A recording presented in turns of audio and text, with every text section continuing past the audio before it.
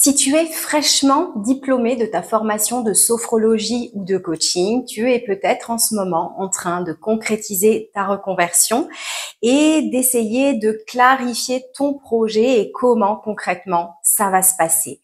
Et peut-être que ça manque de clarté pour toi actuellement, parce que tout est dans ta tête et que c'est pas encore vraiment concret. Alors dans cette vidéo, je vais te proposer 5 manières d'exercer ton métier de sophrologue ou de coach. Ces formats, tu les connais, mais je vais te donner les avantages, les inconvénients de chaque format, le niveau de difficulté et puis également, comme d'habitude, mon retour d'expérience. L'idée, c'est qu'à l'issue de cette vidéo, ce soit peut-être un petit peu plus clair pour toi, que tu prennes conscience de ce qui est juste pour toi maintenant, peut-être plus tard, que ça te donne évidemment des idées pour construire un modèle d'entreprise qui soit à la fois pérenne, rentable à terme, si c'est ton souhait d'en vivre, et puis très cher à mon cœur, respectueux de ton énergie. On n'en parle pas assez, mais nos métiers sont source parfois d'épuisement. Donc c'est important que tu construises quelque chose de respectueux. Si c'est la première fois par ici, bienvenue. Je suis Stéphanie Lebas, sophrologue, coach et autrice du guide S'installer dans un métier d'accompagnement, un guide complet et concret pour lever tes freins à l'installation et entreprendre avec confiance comme sophrologue ou coach. N'hésite pas à t'abonner si le contenu te plaît. Premier format d'exercice le plus classique, c'est évidemment le cabinet. Et c'est vrai qu'on est souvent formaté en formation pour exercer notamment la sophrologie en cabinet. Alors les avantages, c'est quoi? Une rapidité, c'est le plus rapide pour avoir tes premiers clients. Bon, on me l'avait dit en formation et c'est vrai, c'est assez rapide de faire tes premiers accompagnements. Donc avec l'avantage de tester, d'éprouver ce qui est un véritable accompagnement en sophrologie ou en coaching et d'avoir tes ressentis et comment tu te sens, si tu te sens à ta place, de voir aussi tes premières difficultés, où elles se situent, si c'est dans le choix peut-être des propositions que tu vas faire à tes clients, ou plutôt peut-être dans la partie entrepreneuriat, de trouver des clients. Donc ça, c'est le principal avantage. Les inconvénients du cabinet, il y en a plusieurs. Un, évidemment, c'est le coût d'un cabinet, de la location d'un cabinet. Je te déconseille d'opter tout de suite pour une location à 100%, tout simplement parce que si tu es en auto-entreprise, tu ne vas pas pouvoir déduire tes charges de location. Donc, ça va te faire des charges énormes et il y a peu de chances que tu rentabilises un cabinet à temps complet rapidement. Donc, je te conseille de commencer par un cabinet partagé ou de prendre une journée que tu peux partager, par exemple, même avec un médecin s'il n'est pas présent, s'il n'y a pas de salle d'attente partagée, ou avec d'autres thérapeutes. Ça, c'est toi qui vois. Toujours vérifier les conventions collectives de chaque métier, si c'est des médecins ou des kinés, des choses comme ça, si c'est conventionné, parce que tu peux pas faire tout et n'importe quoi. Donc l'inconvénient, c'est ça, c'est le coût de la location, mais c'est une bonne idée de commencer avec 1 ou 2 jours par semaine pour avoir des dispos. L'autre inconvénient, c'est le manque de liberté, c'est-à-dire que ton cabinet, encore une fois, tu vas l'occuper à l'année et tu vas devoir le payer, même si tu es malade, même s'il y a un Covid. Moi, je l'ai vécu. Donc, c'est vrai que, voilà, le sentiment de liberté, il n'est pas vraiment là parce qu'en cas de pépin, tu es obligé de le payer. Souvent, il y a des préavis de 6 mois, donc regarde bien ton contrat. Autre inconvénient, c'est tout simplement la difficulté à remplir un cabinet.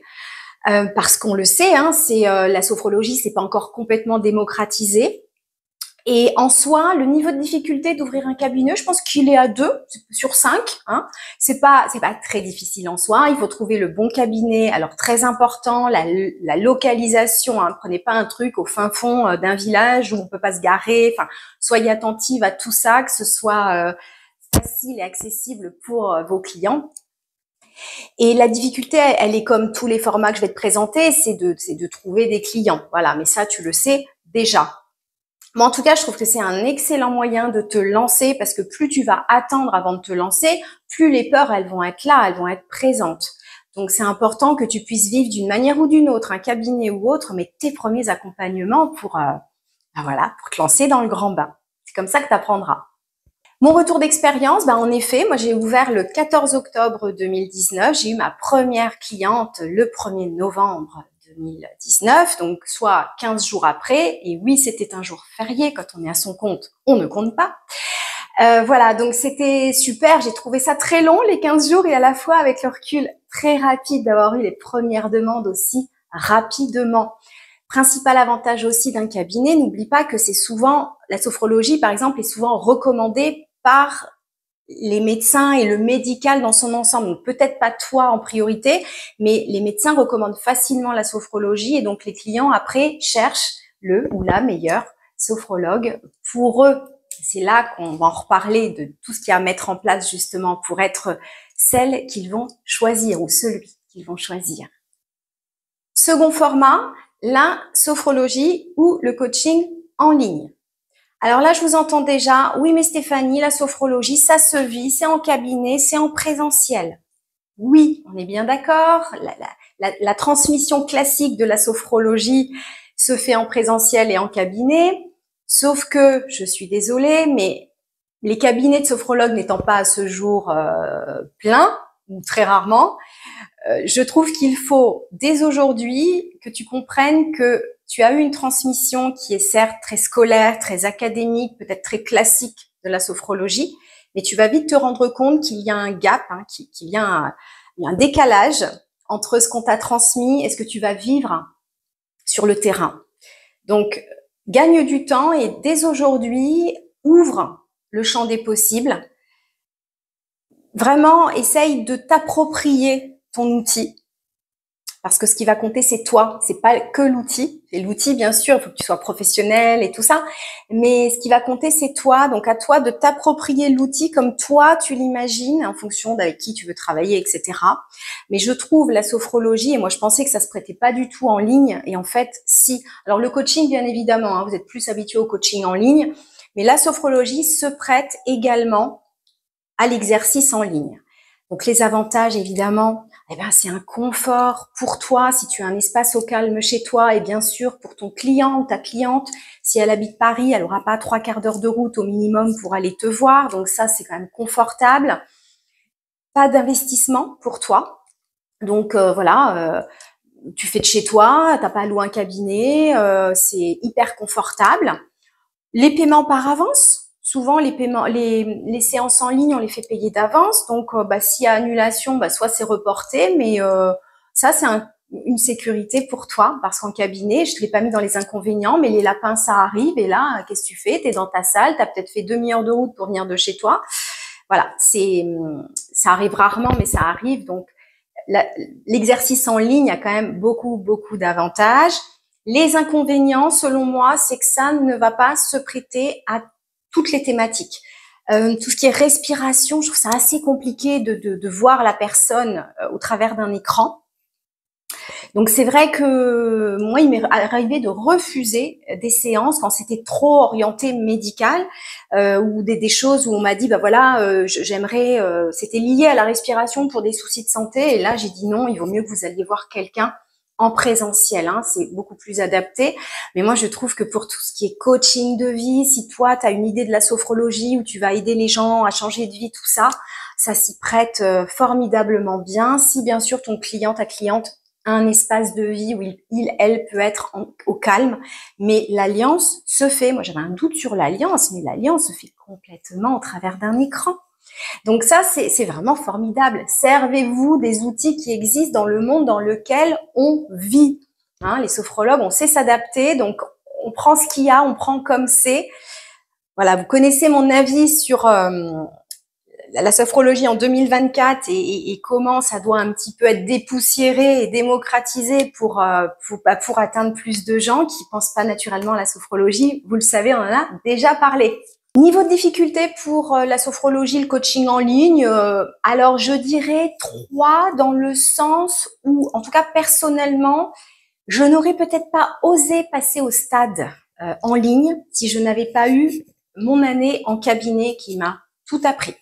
Ce que j'aimais pas, la réaction des clients, enfin, j'ai fait quelques erreurs aussi de proposition de techniques, en tout cas d'approches qui m'ont appris énormément.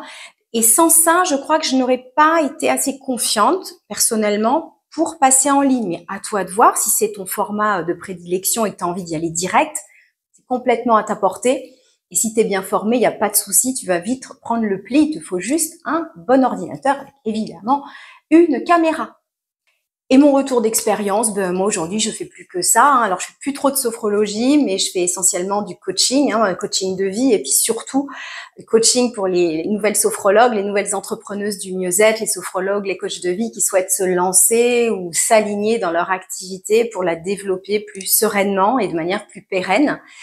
À ce propos, je vous mets en lien le guide à l'installation et également le freebie. Tu peux télécharger 10 outils gratuits pour lancer et développer ton activité. Si tu vas t'installer, ça va te faire gagner une paire de recherches sur Google et ça sera très utile pour toi.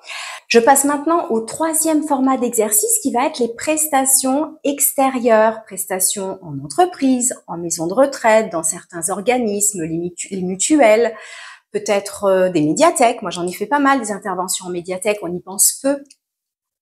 Alors, l'avantage de ça, encore une fois, il n'y a pas de frais d'infrastructure, de cabinet. Donc ça, t'as pas de dépenses. À part peut-être la route pour y aller, le temps de trajet, mais ça, c'est un autre sujet. Principal avantage aussi, c'est une meilleure rémunération qu'en cabinet. Il faut savoir que les entreprises qui souhaitent allouer un budget pour un groupe de personnes dans leur entreprise, ça sera pas du 50 € l'heure. Donc, ça se fait en général par devis, toujours en fonction des besoins de l'entreprise et des employés. Je t'avais mis une vidéo à ce sujet, je te la remets. Et en fait, si tu as bien calculé tes coûts, c'est assez rentable. C'est plaisant d'animer du groupe, surtout si tu vas dans des entreprises et que tu as eu une expérience en entreprise et que tu sais ce que c'est par rapport les conflits, les litiges, gestion du stress, voilà, éviter le burn-out, tout ça. Donc ça, c'est vraiment super si c'est quelque chose qui t'appelle. Par contre, l'inconvénient, il y en a plusieurs, c'est de la prospection. Donc, tu vas beaucoup prospecter, beaucoup appeler. Donc ça, faut sortir de ta zone de confort. On en a parlé dans la vidéo. Ça va pas à tout le monde. Je pense que c'est mieux si tu viens de l'entreprise, mais si tu viens aussi de tout ce qui est maison de retraite, tout ça, si tu as un aspect un petit peu plus peut-être médical, sachant que ça peut être auprès des résidents comme des employés, toujours, un peu à toi de voir où tu seras la plus confortable. Mais voilà, l'inconvénient, c'est que c'est de la prospection, c'est du commercial, quoi. Faut y aller, faut rappeler, faut trouver les bons interlocuteurs. C'est pas pour tout le monde, mais le jeu en vaut la chandelle quand tu décroches un stage de 6 semaines, de 8 semaines. Moi, je trouve ça vraiment super et en plus, c'est vraiment rémunérateur. Niveau de difficulté, je dirais quand même 4 parce que ça demande une confiance en toi commerciale que tu n'as peut-être pas quand tu débutes selon d'où tu viens. Alors certaines, oui, vous avez des passifs, un petit peu de commercial, tout ça, ça va aller. D'autres, ça va être un petit peu plus compliqué. Donc pour l'avoir fait, c'est quand même 4 parce que c'est de longue haleine, il faut appeler tout ça. Mais après, c'est pas mal. Moi, j'ai fait plusieurs interventions dans des médiathèques, sachant que les médiathèques, tout ce qui est public, n'oubliez pas, les mairies, tout ça, ils ont des budgets à utiliser. S'ils les utilisent pas, ils leur baissent leur budget. Donc, ils les utilisent. Donc, ils sont pas regardants, ils vont pas vous négocier le truc à 50 balles près, quoi. Donc, c'est très rémunérateur. Donc, je vous encourage éventuellement à aller vers cette voie-là comme complément à un cabinet ou même à plein temps, il n'y a pas de souci, mais en tout cas, c'est une bonne option. Quatrième format, on va être sur tout ce qui va être digital. Alors, je vais vous proposer 2 options, mais celle-ci, ça va être tout ce qui est e-book, livre que tu vas pouvoir mettre en vente, e-book sur ton site ou peut-être sur Amazon, comme moi je l'ai fait pour le guide à l'installation. L'avantage, c'est que tu vas utiliser ce moyen-là si tu veux te développer plutôt en ligne sur le digital. On est d'accord? Peut-être en cabinet aussi, mais ça va être plutôt pour les séances en ligne. Le principal avantage, c'est que tu vas te légitimer. C'est-à-dire que quand tu écris un livre, quand tu écris des e-books, quand tu crées même un petit e-book de quelques pages que tu vas monétiser ou non, tu peux faire. Moi, le freebie que je te propose, c'est du gratuit, c'est un petit e-book, voilà, il a pour but de t'aider. Il n'est pas payant, mais tu peux aussi faire des e-books plus complets, et qui seront payants. Moi, le premier e-book que j'ai fait, c'était au bout de 6 mois d'activité quand je me suis retrouvée en Covid à la maison, je savais pas quoi faire. J'ai créé un programme en ligne sur la gestion du stress. J'avais fait quelques accompagnements, donc ce qui était à ma portée, je l'ai digitalisé. Donc l'avantage, c'est ça, c'est que tu peux le vendre en illimité, ça se vend presque tout seul, pas exagéré, mais voilà. Mais en tout cas, c'est illimité. T'as pas besoin d'être là quand tu le vends. L'inconvénient, c'est que ça demande quand même des méthodes en marketing pour le vendre, un support sur ton site où il y a d'autres supports. Moi, j'utilise Podia, je n'ai plus de site internet et je t'expliquerai pourquoi après, mais j'ai opté pour la plateforme Podia, mais j'ai un objectif bien précis. Il y a plein d'options qui existent, mais voilà, si c'est quelque chose que tu veux faire à terme, pas forcément maintenant quand tu t'installes, mais peut-être dans un an, hein, tout ce que je te dis, c'est dans ta première année, hein, c'est pas demain. Et moi, je trouve ça sympa, si tu veux te développer sur le digital, de commencer à te familiariser avec ça, les e-books, tout ça, les formats comme ça, digitaux. Alors, il y a plein de choses qui existent. Voilà, ça te légitimise. Et si tu veux te spécialiser, c'est vraiment pas mal parce que les gens, ils vont te connaître, ils vont au début prendre le petit e-book gratuit. Puis après, si tu fais un petit programme à petit prix, en dessous de 50 €, voilà, ils vont le tenter. Puis peut-être qu'un jour, moi, ça a été le cas pour mon e-book sur le stress, d'un e-book que j'avais vendu, c'était avec des audios à 27 €, ça a débouché sur des accompagnements beaucoup plus complets, beaucoup plus rémunérateurs. Il faut pas voir le petit prix comme une limite. Le petit prix n'est pas rentable si tu n'as pas une grosse communauté. Par contre, le petit prix fidélise, permet aux gens de voir un petit peu comment tu travailles. Personne ne t'attend, hein, personne ne m'attend. Hein. Donc, c'est à toi à créer ce lien de confiance avec ta communauté. Et pour qu'elle te fasse confiance et que peut-être un jour, quand elle aura besoin de toi, elle se dit c'est cette personne-là qu'il me faut. C'est ça qu'il faut que tu arrives à faire. C'est, on le fait pas forcément volontairement, consciemment, mais c'est important dans tout ce que tu mets en place, que tu aies une démarche un peu marketing. Alors toujours éthique, hein. Évidemment, tu me connais maintenant, mais il faut quand même, moi je trouve, une certaine démarche marketing dans nos métiers. Et moi, je pensais pas que c'était à ce point-là, mais je te l'ai déjà dit, ceux qui réussissent, c'est des bons marketeurs. Peut-être pas excellents, mais en tout cas, bons marketeurs et communicants. Alors, le niveau de difficulté, du 4e, je dirais quand même 4 parce que ça demande à créer du contenu. Alors, c'est pas compliqué, mais je sais que certaines d'entre vous connaissent pas du tout Canva. Moi, c'est facile maintenant, ça fait 4 ans que je travaille avec tout ça. Mais c'est vrai qu'au début, c'est un petit peu compliqué pour moi. Donc, je dirais 4 si tu débutes, que tu n'es pas du tout familiarisé avec ça. Je dirais 4. C'est pas forcément le truc à faire tout de suite. Mais on sème des graines. On ouvre le champ des possibles. D'accord? 5e format. C'est mon chouchou du moment. C'est la formation en ligne. Alors, évidemment, ce n'est peut-être pas quelque chose que tu vas faire tout de suite. On est bien d'accord. Moi, c'est quelque chose que je suis en train de développer. L'avantage ou les avantages, c'est que, encore une fois, c'est illimité quand tu les vends. Donc, ça ne nécessite pas ton temps de présence sur le moment. Tu n'échanges pas du temps contre de l'argent. L'avantage, c'est que les personnes n'ont pas besoin de caler un rendez-vous, ils avancent à leur rythme. Encore une fois, on pense au confort de ses clients, la facilité d'apprentissage pour ses clients, c'est très important. Donc ça, c'est les gros avantages de la formation en ligne. Autre avantage, du coup, ça te permet de développer ton chiffre d'affaires sans donner de ton temps. Enfin, il va falloir le donner avant, mais sans donner de ton temps au moment où tu vends. C'est pas une séance où tu dois être là, d'accord? Donc c'est un confort aussi pour toi. Les inconvénients de ce format-là, c'est que ça demande un énorme travail en amont pour créer ta formation, pour trouver la bonne idée qui va se vendre, à quel besoin je réponds, de quoi a besoin les personnes qui vont potentiellement acheter ta formation. Alors, tu vas peut-être me dire, ouais, non, mais moi, c'est trop tôt, je sais pas faire. Mais peut-être que tu viens d'un milieu qui est complètement, que tu connais bien. Peut-être que tu as fait un métier où tu as déjà été en lien ou peut-être accompagné des gens qui ont une problématique et que la sophrologie ou le coaching vont être un match parfait. Et peut-être que ce sujet-là va être digitalisable. C'est-à-dire qu'il faut que ça puisse être digitalisé. On ne peut pas tout digitaliser. Mais si tu as ta niche, que tu connais les besoins de tes clients, que c'est possible de le digitaliser, fonce. C'est super. Peut-être pas tout de suite, mais c'est quelque chose que tu peux mettre en place à la fin de ta première année, peut-être dans la 2e année. Moi, j'ai eu l'idée il y a 2 ans Et pour des raisons, alors j'ai dû me former parce que c'est quand même différent de l'accompagnement classique, hein, donc je me suis formée. J'ai eu des soucis de santé, donc j'ai pas pu m'y mettre tout de suite. J'avais pas l'énergie de filmer tout ça. C'est ok, bah ça a été décalé, c'est pas grave.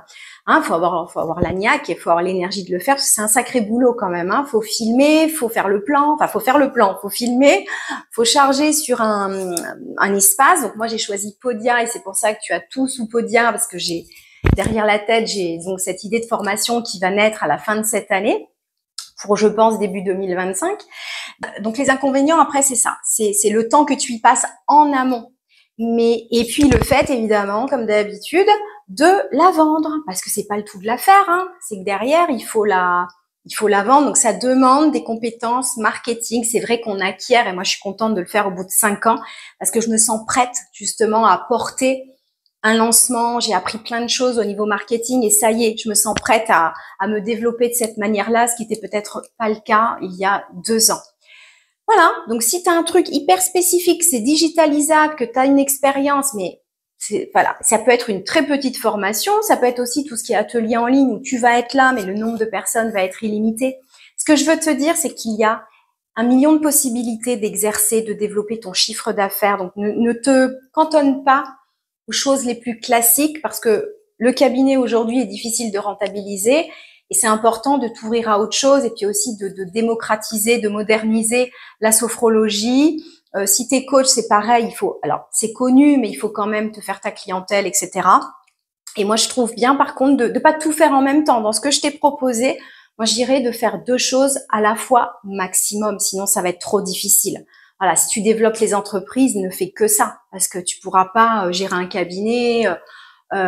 Démarcher les entreprises, créer un programme en ligne. Moi, j'ai essayé, hein, j'étais pleine de bonne volonté, j'avais plein d'idées à la seconde, sauf que je me suis épuisée. Donc aujourd'hui, tu vois, j'ai reporté mon projet de formation de 2 ans parce que je voulais pas m'épuiser, et voilà. Et c'est aussi ça que je te transmets en accompagnement, c'est faire des choses que tu peux tenir sur la durée, qui soient respectueuses de ton énergie. Donc, tu t'en rends pas compte peut-être aujourd'hui parce que tu es pleine d'une belle énergie pour avancer, mais l'épuisement, il nous guette rapidement. D'accord? Donc, pense-y quand tu fais ton business model et tout ça, ton business plan, machin, pense à ton énergie. Voilà. De toute façon, tu vas le vivre, hein, donc tu vas éprouver tout ça et tu verras vite tes limites et j'espère que tu les écouteras pour créer le meilleur format pour toi. Voilà, niveau de difficulté, je te l'ai dit ou pas? Je sais plus. Ouais, 4-5 quand même, la formation en ligne, c'est pas pour tout de suite, mais c'est une idée c'est un marché qui est porteur, la formation en ligne, sache-le.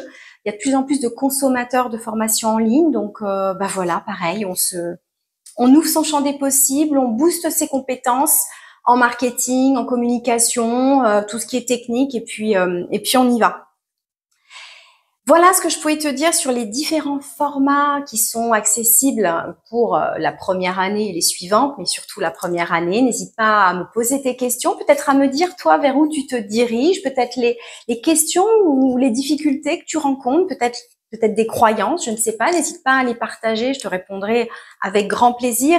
Et puis pour celles qui ont besoin d'aller plus loin, d'être accompagnées, tu trouveras en lien mes services, il y en a plusieurs, donc je te laisse regarder et puis tu peux réserver un appel découverte si tu as besoin d'être guidé et voir si je suis la bonne personne pour toi surtout. Je te souhaite un bel été, je te dis à bientôt pour une nouvelle vidéo.